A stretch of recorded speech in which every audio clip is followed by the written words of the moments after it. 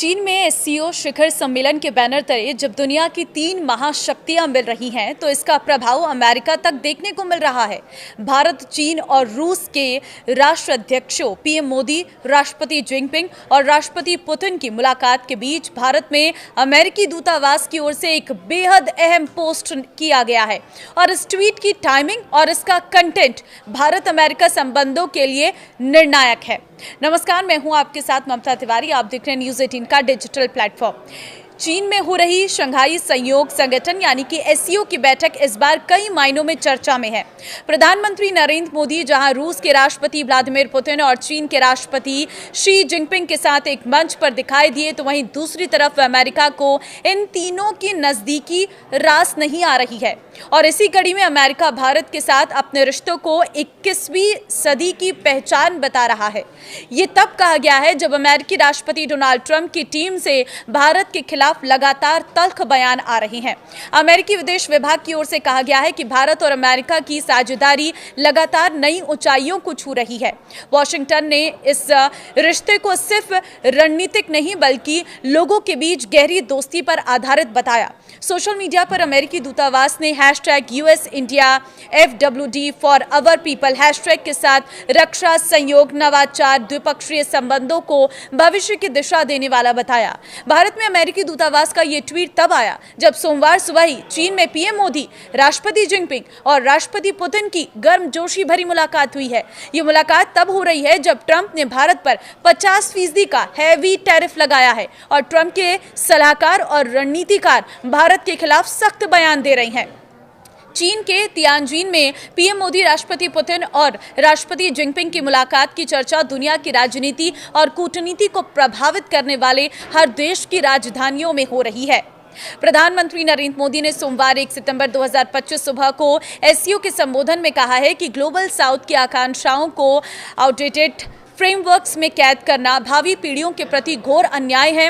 उन्हें दुनिया को बदलाव को स्वीकार करने का संदेश देते हुए कहा है कि नई पीढ़ी में के बहुरंगी सपनों को हम पुराने जमाने की ब्लैक एंड व्हाइट स्क्रीन पर नहीं दिखा सकते, इसके लिए स्क्रीन बदलनी होगी।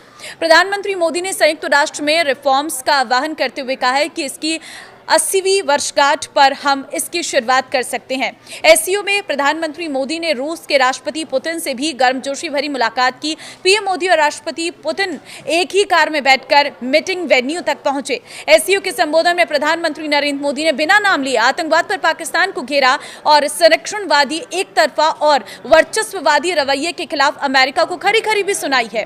वहीं पीएम मोदी ने कहा कि भारत ने सीमा पार आतंकवाद, अलगाववाद और उग्रवाद के प्रति जीरो टॉलरेंस की दृष्टिकोण की लगातार अपील की है। पीएम मोदी ने अपना संबोधन शुरू करते हुए कहा कि प्रगति और संपर्क के प्रतीक शहर तियानजिन में इस प्रतिष्ठित सभा को संबोधित करना सम्मान की बात है।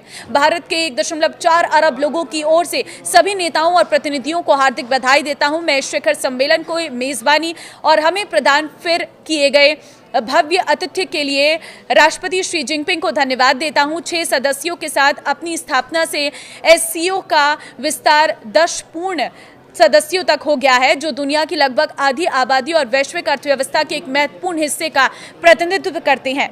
भारत क्षेत्रीय स्थिरता, सुरक्षा और समृद्धि को बढ़ावा देने में इस संगठन की भूमिका के लिए प्रतिबद्ध है।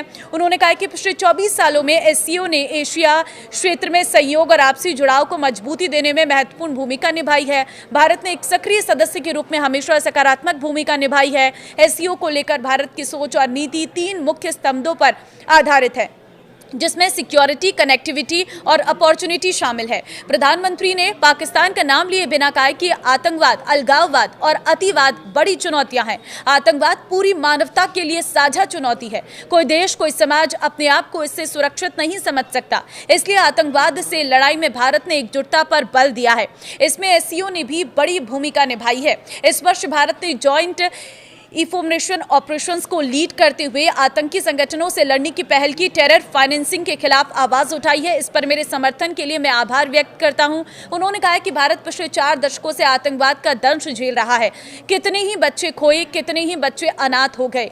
अभी हाल ही में पहलगाम में आतंकवाद का बहुत ही घिनौना रूप देखने को मिला है। इस दुख की घड़ी में जो मित्र देश हमारे साथ खड़े रहे, मैं उनका आभार व्यक्त करता हूं।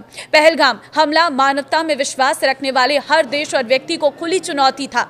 ऐसे में प्रश्न उठना स्वाभाविक है कि क्या कुछ देश द्वारा आतंकवाद को खुला समर्थन हमें स्वीकार्य हो सकता है। हमें स्पष्ट रूप से और एक स्वर में कहना होगा कि आतंकवाद पर कोई भी दोहरा मापदंड स्वीकार्य नहीं होगा। पीएम मोदी ने कहा कि भारत आतंकवाद के वित्त पोषण और कट्टरपंथ से निपटने के लिए कट्टरपंथ विरोधी कार्यक्रमों के अपने अनुभवों का उपयोग करते हुए एक SCO व्यापी ढांचा स्थापित करने का प्रस्ताव रखता है। हमें साइबर अपराध और आतंकवाद और मानव रहित खबरों जैसे उभरते खबरों से भी निपटना होगा। अगली भारत क्षेत्रीय आतंकवाद रोधी संरचना RATS बैठक की मेजबानी करने और कृत्रिम बुद्धिमत्ता AI संचालित सुरक्षा साधनों में विशेषज्ञता प्रदान करने के लिए तैयार है। पीएम मोदी ने अमेरिका का भी नाम लिए बिना संरक्षणवादी, एक तरफा और वर्चस्ववादी रवैये के खिलाफ हल्ला बोला है और उसकी नीतियों पर निशाना भी साधा है। देखिए, SCO शिखर सम्मेलन के दौरान प्रधानमंत्री नरेंद्र मोदी और रूसी राष्ट्रपति व्लादिमीर पुतिन के बीच में गजब की ट्यूनिंग देखने को मिली है। दोनों नेता गर्मजोशी से मिले और एक दूसरे को गले लगाया।